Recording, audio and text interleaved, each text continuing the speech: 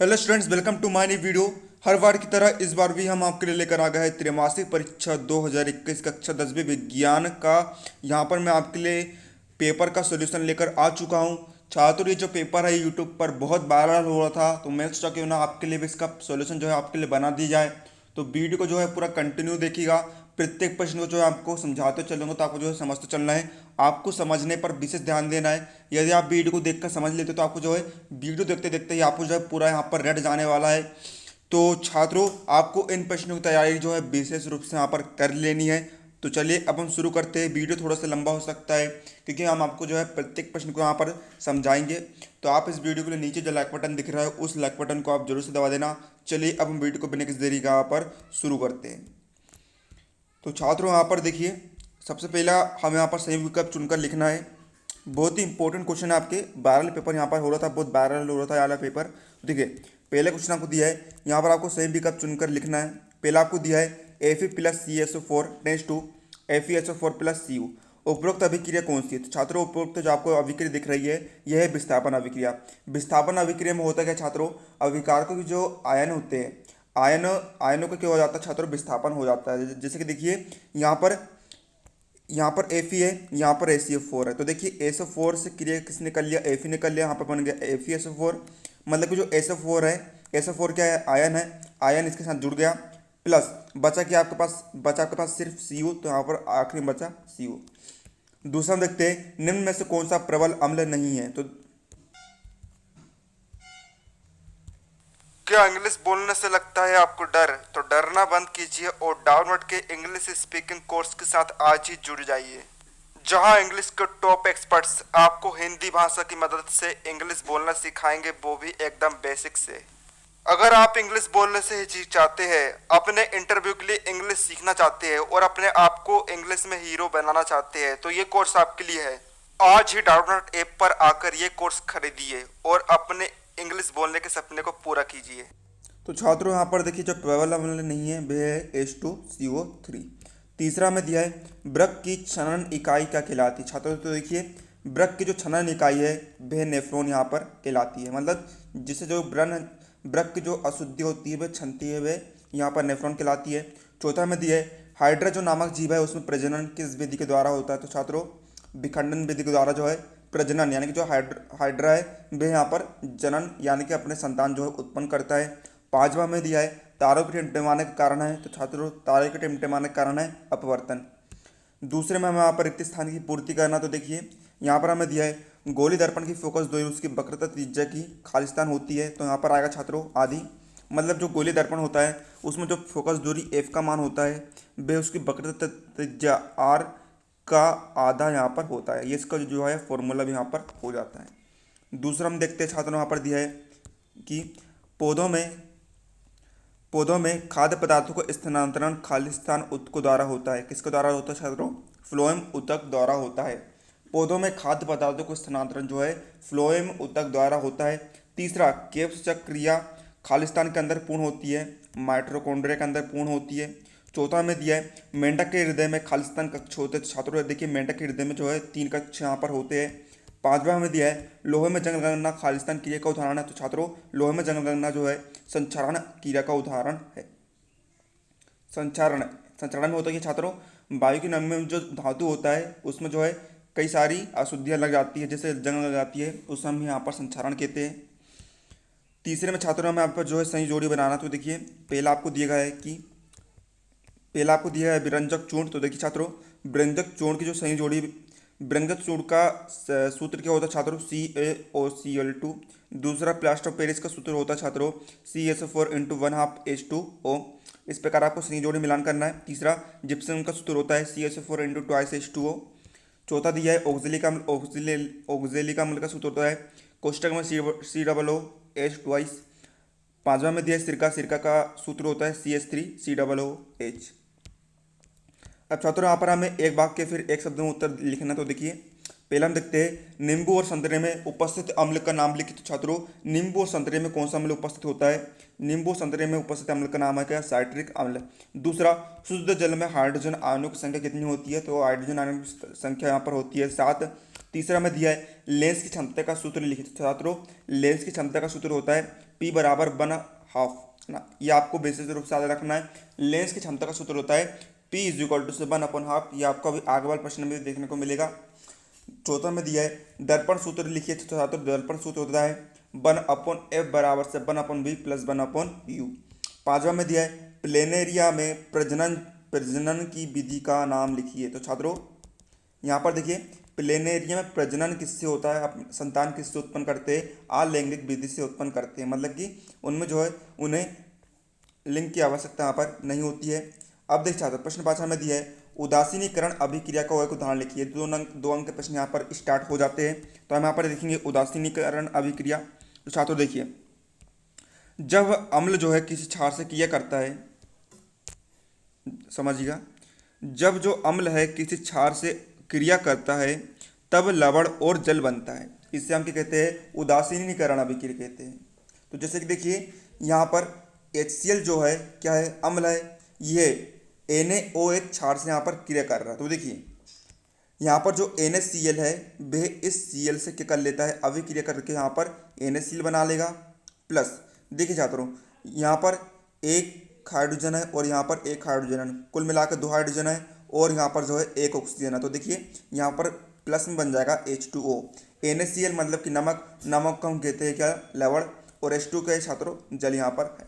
इसी प्रकार दूसरा उदाहरण देख लीजिए आप छात्रों, HNO3 क्या छात्रों, अम्ल है और KOH क्या छात्रों, क्षार है। तो देखिए यहाँ पर K कितना है, पोटेशियम 1 है, OH 1 है, सॉरी O 1 है, हाइड्रोजन 1 है, हाइड्रोजन यहाँ पर 1 है और नाइट्रोजन यहाँ पर 1 है। तो देखिए यहाँ पर ऑक्सीजन कितने हैं, 3 है, ठीक है। तो देखिए यहाँ पर जो K है, K N और O3 से क्रिया करके यहाँ पर KNO3 बना लेगा। प्लस यहाँ पर देखिए एक और एक यहाँ पर 2 हाइड्रोजनों के पास बचे और एक ऑक्सीजन बचा। तो देखिए यहाँ पर हो जाएगा प्लस में H2O। KNO3 क्या है, लवण है, और H2 क्या है, जल है। इस प्रकार जो छात्रों यहाँ पर जो आपकी कौन सी अभिक्रिया, उदासीनीकरण अभिक्रिया यहाँ पर होती है कंप्लीट। प्रश्न 6वां हमें दिया है द्विविस्थापन अभिक्रिया का एक समीकरण लिखिए। तो हम यहाँ पर समझेंगे द्विविस्थापन अभिक्रिया। आपने ऊपर सबसे पहला ऑब्जेक्टिव में भी देखा होगा। तो देखिए आपको बताया था मैंने, द्विविस्थापन अभिक्रिया वैसी अभिक्रिया है जिनमें अभिकारकों के बीच में आयनों का आदान प्रदान होता है। सही विकल्प में भी मैंने आपको अभी बताया था कि इसमें क्या होता है, अभिकारकों के बीच आयनों का आदान प्रदान होता है। उन्हें हम कहते हैं छात्रों द्विविस्थापन अभिक्रिया यहाँ पर कहते हैं। तो देखिए उदाहरण के तौर पर देखिए यहाँ पर समीकरण आपको दिख रहा होगा, BaCl2 प्लस Na2SO4 टेस्ट 2। यहाँ पर देखिए यहाँ पर Ba कितना है, B है 1, ठीक है। Cl कितने हैं, 2 है, क्लोरीन कितने हैं, 2 है, यहाँ पर Na भी 2 है और यहाँ पर SO4 है। तो देखिए यहाँ पर होगा कि छात्रों जो Ba है, Ba SO4 से क्रिया करेगा। SO4 क्या है, आयन। देखो तो देखिए इनमें आयन का जो है स्थानांतरण हो गया। प्लस यहाँ पर क्या बचा छात्रों, 2 Na बचा और 2 Cl यहाँ पर बचा। तो देखिए दो Na और 2 Cl को हम लिख सकते हैं 2 NaCl। तो यहाँ पर हमने इस प्रकार से 2 NaCl यहाँ पर लिख दिया, ठीक है।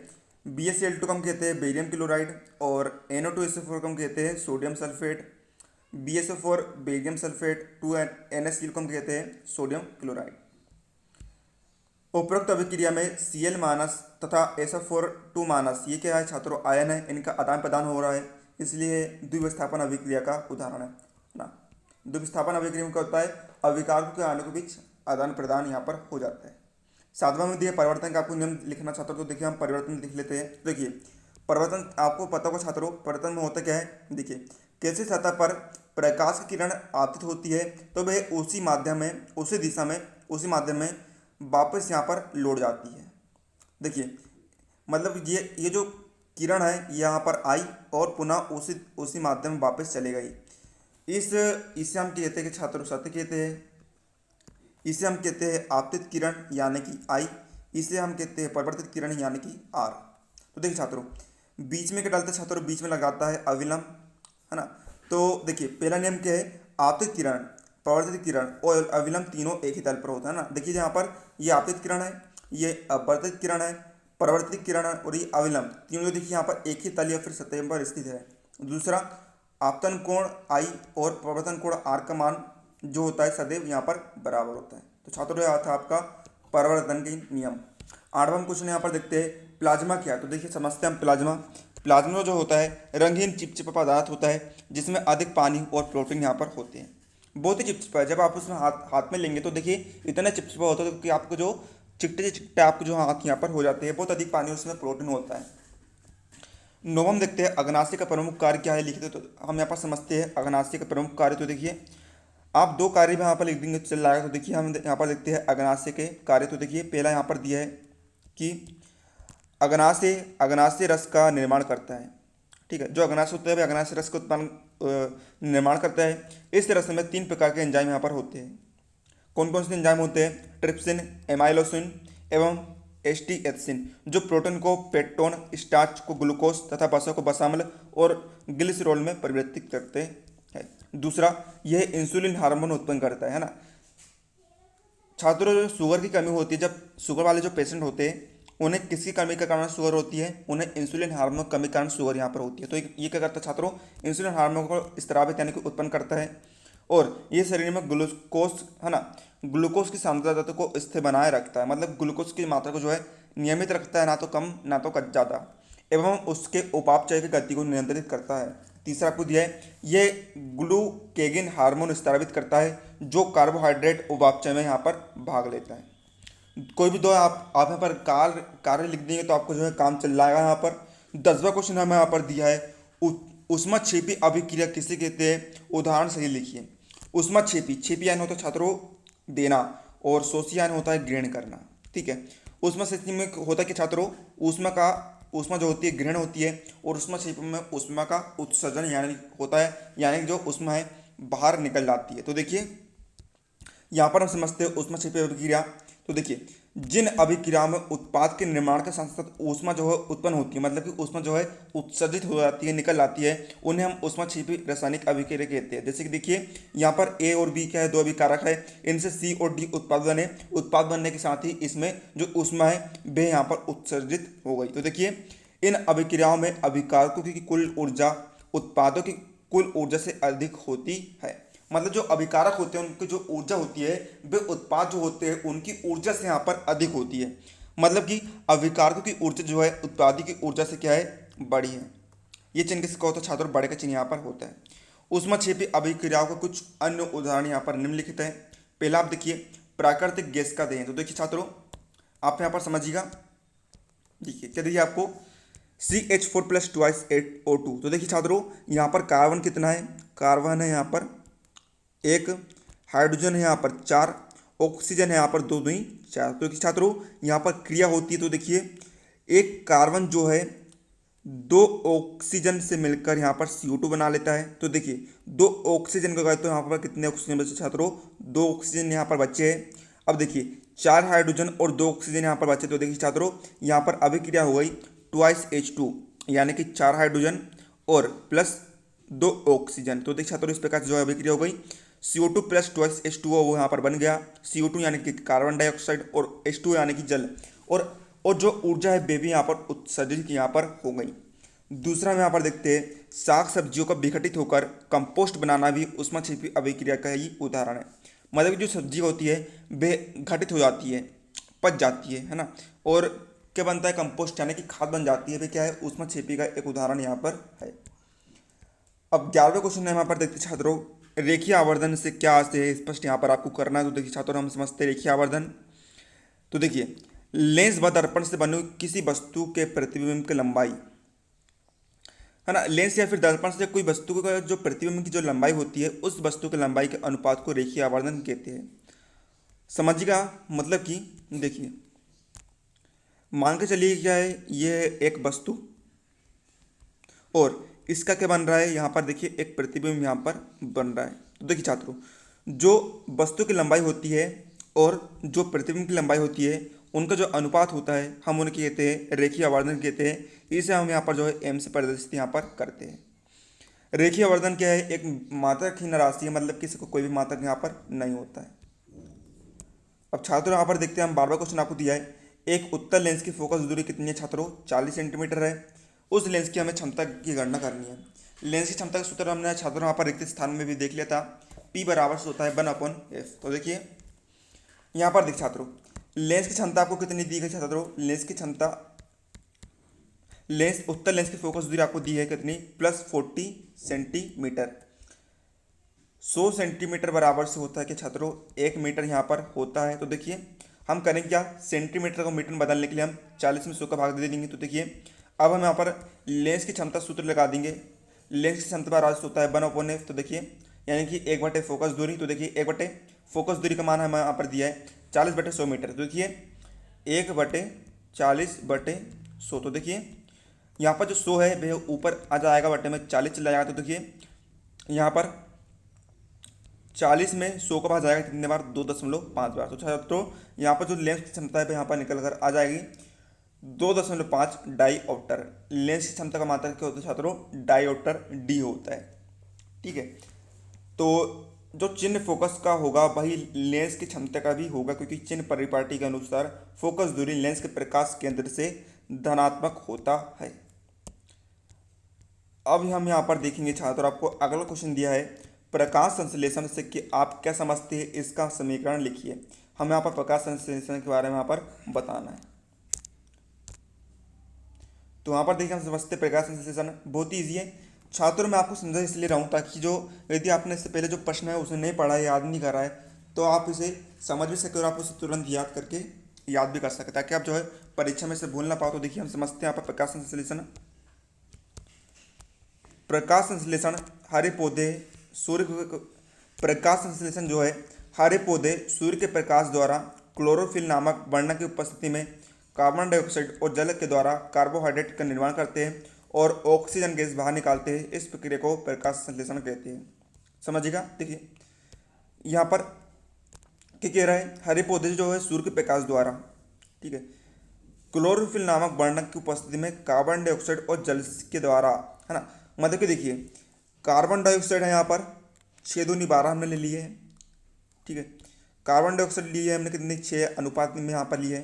देन 12 अनुपात में हमने यहाँ पर जल ले लिया है और 6 अनुपात में हमने यहाँ पर जो है ऑक्सीजन गैस को ले लिया है। किसकी उपस्थिति में छात्रों, सूर्य के प्रकाश की और बढ़ने की उपस्थिति, क्लोरोफिल बढ़ने की उपस्थिति में हमने जो यहाँ पर क्रिया करा है छात्रों। यहाँ पर क्या बना है, यहाँ पर देखिए 6 ऑक्सीजन है और ऑक्सीजन यहाँ पर देखिए कितनी है, 6×2 है। यहाँ पर 12×2 = 24 हाइड्रोजन है। यहाँ पर 12 ऑक्सीजन है। यहाँ पर 6 ऑक्सीजन है, 6×2 ऑक्सीजन यहाँ पर है। तो देखिए छात्रों किस प्रकार से अभिक्रिया हुई है। यहाँ पर देखिए 6 कार्बन थे तो हमने यहाँ पर 6 कार्बन निकाल लिया है। यहाँ पर एक भी कार्बन नहीं बचा है। हाइड्रोजन कितने हैं छात्रों, यहाँ पर हाइड्रोजन है 24। तो देखिए 24 के हमने यहाँ पर 12 ले लिए, तो देखिए यहाँ पर बचे कितने, 12 बचे यहाँ पर। ऑक्सीजन है 6, तो देखिए यहाँ से हमने कितने, 6 ऑक्सीजन को हमने यहाँ पर निकाल लिया। तो प्लस 6×2 हाइड्रोजन, जो 12 हाइड्रोजन बचे थे वे यहाँ पर जो है निकल चुके हैं, प्लस ऑक्सीजन जो है 6 यहाँ पर जो है निकल चुके हैं। तो इस प्रकार जो छात्रों यहाँ पर अभिक्रिया होती है। तो वे क्या करते हैं छात्रों, कार्बोहाइड्रेट का यहाँ पर निर्माण करते हैं। C6H12 और 6 किसका सूत्र होता है छात्रों, कार्बोहाइड्रेट का सूत्र यहाँ पर होता है। और जो H2O है वह यहाँ पर जल का सूत्र यहाँ पर होता है। और ऑक्सीजन गैस भी यहाँ पर निकाल देते हैं। तो आप जो इस समीकरण को यहाँ पर समझ लेंगे। अब 14वां क्वेश्चन यहाँ पर देखते हैं। आपको दिया है मनुष्य के नर जनन तंत्र में वृषण का क्या कार्य है।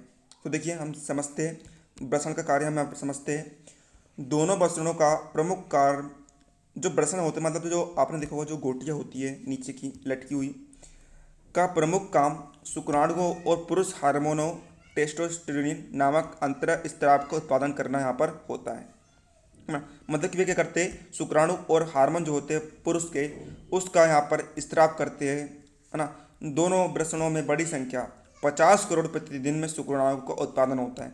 शुक्राणु जो होते हैं छात्रों, उसी की मदद से जो स्त्री में जो है यहाँ पर संतान की उत्पत्ति यहाँ पर होती है। ये आपको समझाना चाहता हूँ।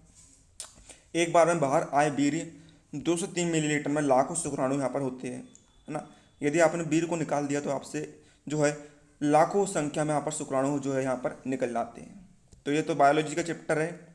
तो इस प्रकार जो छात्रों को हमने यहाँ पर दिख लिया है हल।